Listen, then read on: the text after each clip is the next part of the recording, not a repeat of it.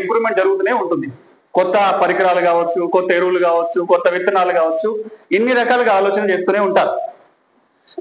కానీ ఈ దేశంలో ఎప్పుడన్నా రైతులు కానీ, రైతుల కోసం పనిచేస్తున్న అధికారులు కానీ, సంస్థలు కానీ, వ్యక్తులు కానీ రైతు కోసం ఈ దేశం, ఈ రాష్ట్రం ఎన్ని చట్టాలు చేసింది? ఆ చట్టాలలో రైతుకు పనికొచ్చేది ఏదైనా ఉందా? పనికొస్తే దాన్ని వాడుకునే ప్రయత్నం ఎప్పుడన్నా జరిగిందా? నిన్న మొన్న తెలంగాణ రాష్ట్ర ప్రభుత్వం ఎంతో ప్రతిష్టాత్మకంగా భూభారతి చట్టం తీసుకొచ్చింది. ధరణి సమస్యల పరిష్కారంగా ఒక కొత్త చట్టం వచ్చింది.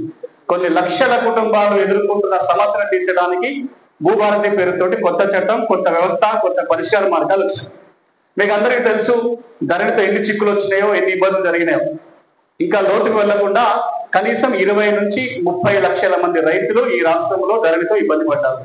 సంవత్సరం పాటు ప్రయత్నం చేసి గౌరవ ముఖ్యమంత్రి గారి సారథ్యంలో, ఈ జిల్లాకు చెందిన రెవెన్యూ మంత్రి గారి కృషి వల్ల నేను అందులో భాగస్వామ్యం ఉన్నాను. ఆ చట్టం తీసుకురావడంలో పెద్దలు కోదండ రెడ్డి గారు మా కమిషన్ చైర్మన్ గా ఉన్నారు.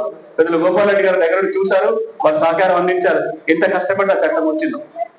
ఈ మధ్య కాలంలో పెద్దలు గోపాల్ రెడ్డి గారు అడిగితేనే ఇక్కడే వచ్చి ఒక వేదికలో మాట్లాడి వెళ్ళా. ఆ చట్టం గురించి ఒక అరగంట పాటు వివరించి మరి వెళ్ళా. ఈ రోజు మన అందరికీ తెలుసు, అంత గొప్ప చట్టంలో భూ సమస్యల పరిష్కారానికి ఏమేమి ఉన్నాయి? ఒకటి రెండు కాదు. ఈ రోజు సమస్యకి పరిష్కారం ఉంది.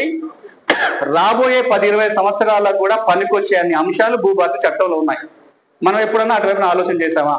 భూమి ఉంది, పుస్తకం లేదు, ఫలానా సెక్షన్ లో పుస్తకం తెచ్చుకోవచ్చు. పుస్తకం ఉంది, తప్పులు ఉన్నాయి, భూమి మాయమైంది, సర్వే నెంబర్ మాయమైంది, విస్తీర్ణం తగ్గిపోయింది, పట్టా భూమి గవర్నమెంట్ సర్కారు పోడు భూములను పడ్డాయి. ఇవన్నీ మార్చుకోవడానికి ఒక సెక్షన్ లో అవకాశం ఉంది. సాదా పరిణామాలకు పరిష్కారం ఉంది. ప్రతి రైతుకు భూదార్ కార్డు ఇవ్వడానికి ఒక అవకాశం ఉంది. ప్రతి భూమికి సర్వే నెంబర్ స్థానంలో భూదార్ నెంబర్ రాబోతుంది. పాస్ పుస్తకంలో పటం వస్తుంది. ఇవన్నీ ఎప్పుడు తెలుస్తాయి? ఆ భూభారతి చట్టం గురించి చదువుకోగలిగితే తెలుగులోనో ఇంగ్లీష్లో చదువుకోవడం రాకపోయినా జేబులో అందరికీ సెల్ ఫోన్ ఉంది కాబట్టి యూట్యూబ్ లో భూభారతనో లేదా నా పేరు కొట్టినా వస్తాయి. నేను భూమిశ్రీ లేదు, నా ఇంటి పేరే భూమిగా మారింది. మీరు సెల్ ఫోన్ లో కొట్టగానే అన్ని వీడియోలు వస్తాయి. ఎప్పుడైనా మనం ఆలోచన చేసామా? తెలుసుకునే ప్రయత్నం చేసామా? అంటే తహసీల్దార్ కూడా దరఖాస్తు ఇస్తాం, ఆన్లైన్ కూడా దరఖాస్తు ఇస్తాం తప్ప లోతుకు వెళ్ళాల. ఇంతకుముందే విత్తనాల గురించి మాట్లాడుతున్నాం. ప్రతి రైతు ఎప్పుడో ఒకప్పుడు నాణ్యత లేని విత్తనాల వల్ల, నకిలీ విత్తనాల వల్ల నష్టపోయిన రైతే. నష్టపరిహారం తెచ్చుకోవడానికి 3 చట్టాలు ఉన్నాయి. పత్తి విత్తనాలకు ఒక చట్టం ఉంది, 66లో ఒక విత్తన చట్టం ఉంది. మనం ఒక 2-3 చిన్న చిన్న పనులు చేస్తే విత్తనాలకు నష్టపరిహారం తెచ్చుకోవచ్చు.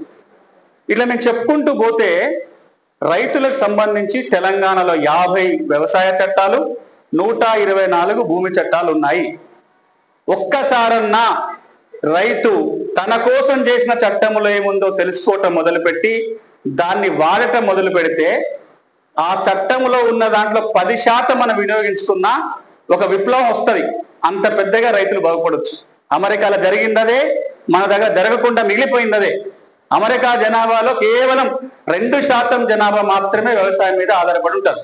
మన దేశంలో ఇప్పటికి కూడా 60-65% జనాభా వ్యవసాయం మీద ఆధారపడి ఉన్న జనాభా. నిన్న మొన్న దాకా వ్యవసాయం ఒక జీవన విధానం అని అంటాం. అగ్రికల్చర్ ఈజ్ అవర్ కల్చర్ అంటాం. మన సంస్కృతే వ్యవసాయం.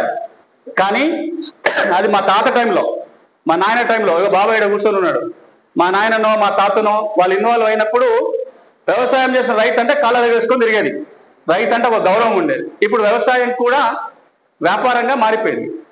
ఏది వ్యాపారంగా మారినా అప్పుడు చట్టంతో పని పడుతుంది. వ్యాపారంగా మారినంత కాలం చట్టంతో పని లేదు. భూమి కూడా రైతు భరోసాను, బ్యాంకు రుణాలు వచ్చినప్పుడే భూమి కాగితానికి అవసరం పడ్డది. అప్పుడే కాగితంతో ఏం పని? పండు కాగితం జేబులో పెట్టుకుంటే అదే పట్ట కాగితంతో సమానం. ఇప్పుడు అట్లా కాదుగా. జేబులో పాస్ పుస్తకం ఉండాలి, భూభారతిలో పేరు ఉండాలి, ఆ రికార్డులో ఈ రికార్డులో పేరు ఉండాలి. ఇవన్నీ ఉంటే తప్ప ఆ భూమికి ఫలితం మనకు రాదు. కాబట్టి కనీసం రైతు కోసం ఉన్న చట్టాలు ఏమున్నాయో రైతుకు చెప్పాలనే ఒక గొప్ప సంకల్పంతో ఈ సాగు న్యాయ యాత్రని ప్రారంభించినాం. తెలంగాణ వ్యాప్తంగా కనీసం 1000 గ్రామాలకు వెళ్ళి ఇలాగే నేరుగా వారితోటే మాట్లాడి కీలకమైన చట్టంలో ఏముందో చెప్పాలి. అంతకంటే ముఖ్యంగా ఈ దేశంలో చట్టం ఉంది, చట్టం వాడుకుంటే మనం బాగుపడతామనే ఒక ఆలోచనని రైతుల్లో రేకెత్తించడం కోసమే సాగు న్యాయ యాత్ర ప్రారంభించినాం. ఈ ఆలోచన రాగానే మా కమిషన్ చైర్మన్ పెద్దలు కోదండ రెడ్డి గారు మీకు అందరికీ పరిచయం ఉన్న వ్యక్తి ఉంటారు. 50-55 ఏళ్లుగా వారు రైతుల కోసం పనిచేసిన వ్యక్తి, 2 టర్మ్ల ఎమ్మెల్యేగా పనిచేసిన వ్యక్తి వారు. అదేవిధంగా పెద్దలు గోపాల్ రెడ్డి గారి కమిషన్లో ఉన్నారు. వారు స్వయంగా రైతు, జనంలో ఉండే నేత. వారందరూ ఏం చెప్పారంటే, సునీల్ ఇది మంచి ఆలోచన, మనం అందరం కలిసి పోదాం పదా, జనాలకు పోదాం, ఈ మాట కమిషన్ తరపునే చెప్దాం. మేము ముందు అనుకున్నాము ఆ లీవ్ సంస్థ ఒకటి ఉంది, రైతుల కోసం పనిచేసే ఒక స్వచ్ఛంద సంస్థ, దాని నుంచి చేద్దామంటే దీని నుంచి మాత్రమే కాదు, తోడుగా వ్యవసాయ కమిషన్ ఉంటది, తోడుగా వ్యవసాయ శాఖ ఉంటది, తోడుగా రెవెన్యూ శాఖ ఉంటదని వీళ్ళందరము కలిసి రైతులందరితో కలిసి కార్యక్రమం మొదలుపెట్టిన